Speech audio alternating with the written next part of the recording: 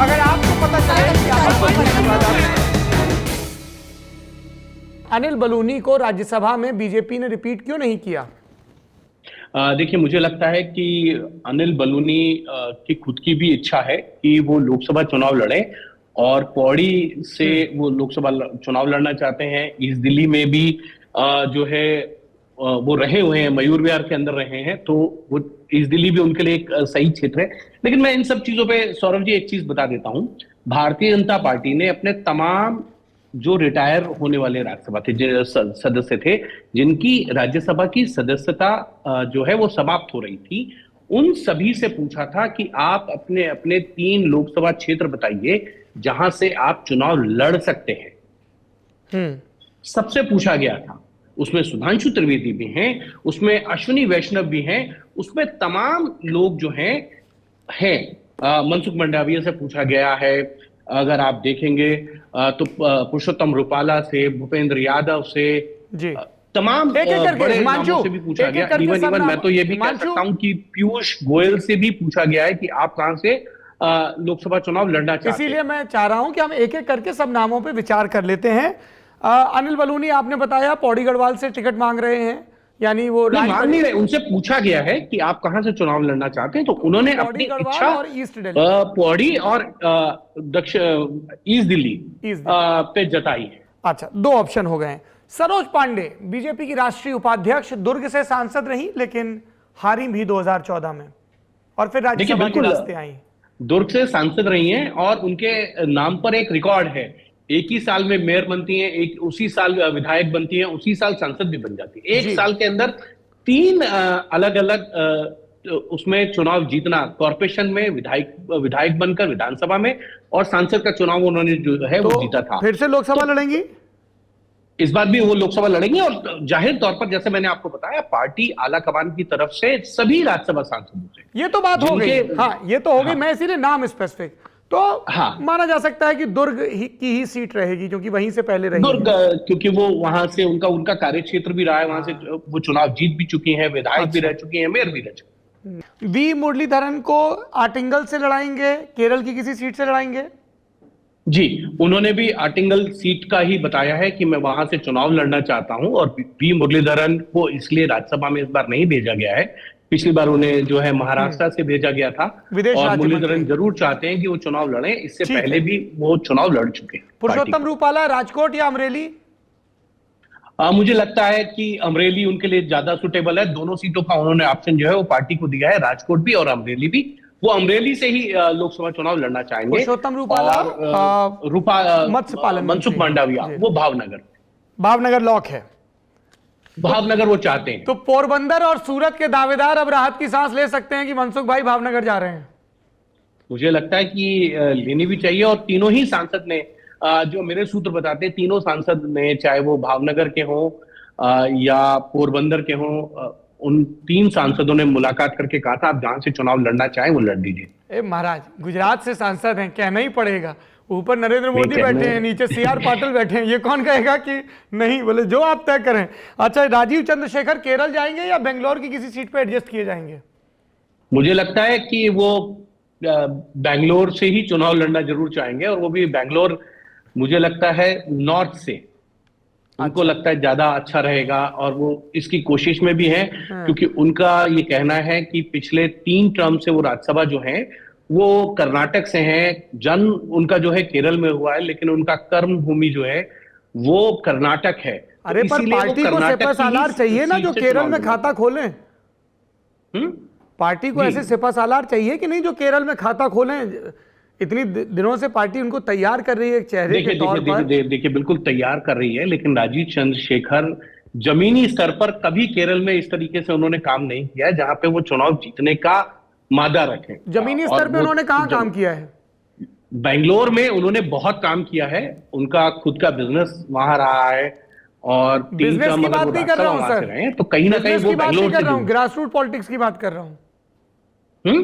Business की बात नहीं कर रहा हूं, ग्रासरूट पॉलिटिक्स की बात कर रहा हूं। ग्रासरूट पे भी वो कर्नाटक से ही चुनाव लड़ना चाहते हैं, वो नहीं केरल जाना चाहते। भूपेंद्र यादव अलवर का नाम कट चुका है, पूरी तरह महेंद्रगढ़ भिवानी पे फोकस है। महेंद्रगढ़ भिवानी में उनका फोकस भी है, और सौरभ जी मुझे लगता है महेंद्रगढ़ भिवानी में उनका एक दफ्तर भी तैयार हो गया है और उस पर काम चालू भी हो गया है। काम उनके विरोधियों का और भी चालू हो गया है। अहिरवाल के जो दूसरे नेता हैं, राव इंद्रजीत सिंह आदि इत्यादि, उनके समर्थकों का कहना है कि हम ये चैलेंजर क्यों खड़ा करें। मनोहर लाल खट्टर के समर्थकों का कहना है कि ऐसा तो नहीं कि वो हरियाणा के रास्ते लोकसभा पहुंच के जब मनोहर लाल खट्टर के उत्तराधिकारी की तलाश हो तो उनका भी नाम कंसीडर हो। हरियाणा से एक नेता आए मजबूत, जो पार्टी आला कमान का विश्वस्त भी है। देखिए, बिल्कुल पार्टी के अंदर इस तरीके की चर्चाएं चलती रहती हैं और राजनीति में ये जरूर होता है। राव इंद्रजीत के लिए ये कहा ही जाता है कि वो धुर विरोधी हैं भूपेंद्र यादव के। उसका एक मैं आपको उदाहरण भी दे देता हूं। जब भूपेंद्र यादव को मंत्री बनाया गया था 2021 के अंदर, तब सभी मंत्री, जिन मंत्रियों को मंत्रिपरिषद में जगह मिली थी, उन सभी को कहा गया था अपने अपने क्षेत्रों में जाइए और यात्राएं निकालिए। तो जब दिल्ली से यात्रा लेके भूपेंद्र यादव चले थे और उस यात्रा में एज ए सांसद गुड़गांव के जो है राव इंद्रजीत शामिल नहीं हुए थे और उनकी नाराजगी जताने का काम भी उन्होंने किया था। तब भूपेंद्र यादव उनके घर पर खाना खाने के लिए गए थे और बातचीत हुई थी। तो भूपेंद्र यादव एक मजे हुए राजनीति के खिलाड़ी भी हैं, संघ को भी जो समझते हैं, संगठन को भी समझते हैं, इसीलिए उन्होंने कुछ बैटिंग करना, यानी कि ये कहते हैं कि आप वायरिंग ठीक करने की कोशिश उन्होंने की जहां पे स्पार्किंग का डर हो सकता है। और प्रभारी के तौर पर उन्होंने और अश्विनी वैष्णव ने मध्य प्रदेश डिलीवर भी किया है पूरी मेहनत से। देखिए, बिल्कुल डिलीवर किया है और उसका डिलीवरी अच्छा है उन्होंने किया संगठन के तौर पर। लेकिन मुझे लगता है कि उसमें गृह मंत्री अमित शाह ने भी बहुत प्रवास किया था, तो नरेंद्र मोदी और अमित शाह तो हो जाएगा। जब आप ये कहते हैं डिलीवर किया, तो वो दो तो गिवन है ना, उनके बिना कैसे करेंगे? हाँ ठीक है, उसमें आशीर्वाद भी तो उन्हीं का है। भूपेंद्र यादव का भी था, क्योंकि वो एक चुनाव प्रभारी के तौर पे पूरा काम देख रहे थे। और भूपेंद्र यादव ऐसा नहीं है कि मध्य प्रदेश, इससे पहले उन्होंने बिहार देखा था और आप देखिए कि 2020 की सिचुएशन बहुत खराब थी बिहार के अंदर। अगर आप देखेंगे वहां पर चुनाव जिताना, और भारतीय जनता पार्टी और आरजेडी के बीच में तब 2 ही सीटों का अंतर था। उससे पहले वो लेकिन ये बताइए, के प्रभारी ऐसे कितने नेता हैं जो बहुत easily smoothly Arun Jaitley school of politics से Amit Shah school of politics में दीक्षित हो गए हों? मुझे लगता है बहुत भूपेंद्र यादव जब आए, उन्होंने एज ए इंचार्ज जब काम करना शुरू किया था, तो राजस्थान का प्रभार उनको सबसे पहले मिला था और वसुंधरा राजे थी। तब उन्होंने वसुंधरा राजे के साथ मिलकर पूरी स्ट्रैटेजी बनाई थी और 2013 में भारतीय जनता पार्टी ने 200 में से 167 सीटें जीत ली थी। वो एक बड़ा भारतीय जनता पार्टी में, और भूपेंद्र यादव का बहुत उसमें क्रूशल रोल था, क्योंकि वसुंधरा राजे को लेकर पार्टी में नाराजगी थी, संगठन उनके साथ नहीं चलता था, आरएसएस में नाराजगी थी। तो कोऑर्डिनेशन और रणनीति बनाने का काम जो है वो भूपेंद्र यादव ने बखूबी निभाया था। तो अलवर की सीट पर उनको क्यों नहीं दी गई? अवार्ड भी मिला था। अलवर की सीट क्यों नहीं दी गई? इजी होती, बालकनाथ चले गए हैं विधानसभा में, तो अब कोई वैसी दिक्कत भी नहीं थी। देखिए, अलवर की सीट इजी होती, लेकिन मुझे लगता है कि पार्टी ने भी सोच समझ के कुछ फैसला लिया होगा। मुझे ऐसा क्यों लगता है हिमांशु कि तुमको कुछ पता है जो तुम बता नहीं रहे हो? नहीं, मैं जो कह रहा हूं आप उसको सुन नहीं रहे हैं सौरभ जी, सुन लीजिए। और क्योंकि उस सीट पे बहुत मुसलमान भी हैं, ऐसा नहीं है। बाबा बालकनाथ अगर 6,000-7,000 से चुनाव जीत रहे हैं और उस सीट पर भूपेंद्र यादव जाए, भूपेंद्र यादव अलवर के पढ़े हुए हैं, वहां उनका कार्यक्षेत्र रहा है और वो एक अखबार में पत्रकार भी थे जी, वकील बनने से पहले। जी, वकालत से पहले। अच्छा, ये बताइए, धर्मेंद्र प्रधान की सीट लॉक हुई संबलपुर या ढेंकनाल? मुझे लगता है संबलपुर। ढेंकनाल उनकी अब फोकस जो है संबलपुर है। इनिशियली उन्होंने ढेंकनाल पे किया था, लेकिन अब वो संबलपुर पे शिफ्ट हो गए। तो जैसे अश्विनी वैष्णव को नवीन पटनायक का आशीर्वाद मिला, वैसे ही धर्मेंद्र प्रधान को भी मिलेगा? देखिए, मुझे लगता है कि अंदर खाने क्या होगा नहीं होगा, लेकिन इतना जरूर है कि धर्मेंद्र प्रधान बहुत बहुत संगठन के व्यक्ति हैं और एबीवीपी से अपना कैरियर शुरू किया था उन्होंने। बीजेपी में जो है वो विधायक बने, उसके बाद उड़ीसा यूथ विंग के प्रदेश अध्यक्ष बने, फिर नेशनल भारतीय जनता पार्टी राष्ट्रीय युवा मोर्चा के अध्यक्ष बने, फिर जनरल सेक्रेटरी बनते हैं, और उसके बाद केंद्र सरकार में मंत्री, और मंत्री भी पेट्रोलियम जैसा। तो उन्होंने बखूबी बहुत से काम किए हैं। उत्तर प्रदेश के वो प्रभारी रहे, कर्नाटक के रहे हैं, उत्तराखंड के रहे हैं, बिहार के वो प्रभारी थे, तो झारखंड में भी उन्होंने बहुत प्रभारी के तौर पे काम किया है। तो धर्मेंद्र प्रधान संगठन के मंजे हुए आदमी है, और उनको मालूम है कब किसके साथ किस तरीके से डील करना है, तो वो होगा। और कहीं ना कहीं उनको ये उम्मीद है कि बीजेडी के साथ जिस तरीके का तालमेल पिछले कुछ समय में हुआ है वो उनके लिए फायदेमंद है। मतलब राहुल गांधी का इल्जाम सही है कि बीजेपी और बीजेडी मिले हुए हैं? देखिए, ये अब राहुल गांधी कह रहे हैं, उसके लिए आप उसका एग्जाम्पल अगर आप देखेंगे, अच्छा चलिए, तो छोड़ देते बीजेडी हैं। ने, मैं आपको उसका बता भी देता हूं। बताइए।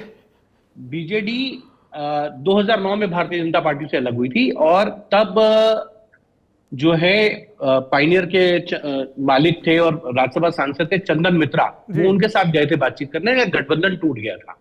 लेकिन 2012 के अंदर राष्ट्रपति पद के उम्मीदवार के लिए समर्थन के तौर पर जो है वो बीजेडी साथ आई थी, एनडीए से बाहर रहते हुए भी। 14 के अंदर दोनों पार्टियां अलग लड़ी, कोई समझौता नहीं हुआ, लेकिन उसके बावजूद आप देखिए 17 में बीजेडी ने साथ दिया, और समय समय पे फ्लोर टेस्ट पे साथ दिया। तो बीजेडी ये बिल्कुल नहीं चाहती है, उसका ये बीजेडी के लीडर्स का भी यही मानना है कि उनकी जो पार्टी की लाइन है और पार्टी के सोच है वो भारतीय जनता पार्टी के ज्यादा करीब है। इसीलिए 2018 में अश्विनी वैष्णव को राज्यसभा मिली, बीजेडी के सहयोग से ही वो राज्यसभा में पहुंचे थे, और इस बार भी वो बीजेडी के सहयोग से ही राज्यसभा में पहुंच रहे हैं उड़ीसा में। और अश्विनी वैष्णव के लिए कहा जाता है कि दोनों पार्टियों के बीच में जो तालमेल का काम है, यानी समन्वय का काम है, वो काम जो है वो अश्विनी वैष्णव बाखूबी निभाते हैं। हाँ। और ये अभी से नहीं है, 2014 से पहले से वो ये काम कर रहे हैं। हाँ, वैसे भी आईएएस और आईएएस की बनती तो खूब है, कॉमन ग्राउंड भी हो जाता है। वहाँ पांडियन बीजेडी चला रहे हैं, यहाँ अश्विनी वैष्णव सेतु बने हुए हैं, फिर उसके बाद इसीलिए नवीन पटनायक का अंग्रेजी में लिखा ड्राफ्ट भी सामने आता है।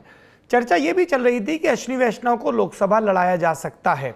उत्तर प्रदेश का कुछ एक हलकों में जिक्र हुआ कि रिलेटिवली कोई अच्छी सीट, फिर जिक्र हुआ राजस्थान का भी। लोकसभा को लेकर विचार हुआ था क्या? बिल्कुल, लोकसभा के लिए उनका विचार भी हुआ था। वो प्रेफरेबल वो जयपुर की जो है अर्बन सीट, शहरी सीट से लड़ना चाहते थे। पाली सीट का उन्होंने ऑप्शन दिया, वो जोधपुर के रहने वाले हैं। उसके अलावा उन्होंने उड़ीसा की बालासोर सीट का भी जो है वो ऑप्शन दिया था। लेकिन मुझे जाके वो कलेक्टर रह चुके हैं मेरे ख्याल से। उनके लिए जो फैसला लिया वो उनको ज्यादा बेहतर सूट करता है। जी जी जी, बड़ा दिलचस्प है हिमांशु भाई। और मुझे तो बड़ा अच्छा भी लगता है कि जब हिंदी पट्टी से इतर सीमांत प्रदेशों के नेताओं को किसी भी पार्टी में अहम भूमिका मिले।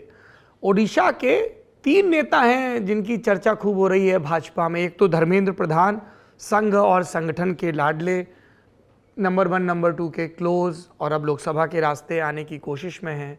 दूसरे अश्विनी वैष्णव, लेटरल एंट्री, और उसके बाद बतौर रेल मिनिस्टर या आईटी मिनिस्टर, टेलीकॉम मिनिस्टर उनकी परफॉर्मेंस की खूब सराहना भी हो रही है। तीसरा नाम है जय पांडा का, बैजयंत जय पांडा, कभी नवीन के क्लोज रहे। उनके जानकारों का कहना है कि वो तो बीजेपी की तरफ से हुआ था कि प्रमोद महाजन ने कहा था आगे चल के मर्जर होना है, आप वहाँ पे रहिए। और लोकसभा में आए, उसके पहले राज्यसभा में रहे, और अब उत्तर प्रदेश जैसे महत्वपूर्ण राज्य के लोकसभा चुनाव में प्रभारी बनाए गए हैं। इसके पीछे की क्या गुणागणित है? मुझे लगता है कि बैजयंत पांडा के लिए ये एक तरीके का संदेश है कि आप लोकसभा नहीं लड़ें। संदेश सिर्फ देना होता तो यूपी जैसे राज्य का प्रभारी क्यों बनाते, जहां लाइमलाइट में आएंगे वो 80 सीटें सीधे अमित शाह के साथ काम करेंगे? क्योंकि देखिए 2 चीज है सौरभ जी, इससे पहले बैजयंत पांडा आसाम के और दिल्ली के प्रभारी रह चुके हैं। अभी भी हैं? अभी भी हैं। और चुनाव प्रभारी का काम होता है चुनाव में मैनेजमेंट का, कहाँ किसके साथ पार्टी में कद भी तो बढ़ता है, ये बनाना। तो वो सेंटर के साथ जो है कोऑर्डिनेशन का काम बहुत बेहतरीन बैजयंत पांडा करते हैं। और मुझे लगता है कि पिछली बार जो है उत्तर प्रदेश के जो चुनाव प्रभारी बनाए गए थे वो जेपी नड्डा को दिया गया था। तब जेपी नड्डा लोकसभा चुनाव नहीं लड़े थे। यही तो मैं आपको कह रहा हूं कि जो यूपी का प्रभारी बन रहा है उसके राजनीतिक भाग्य भी चमक रहे हैं।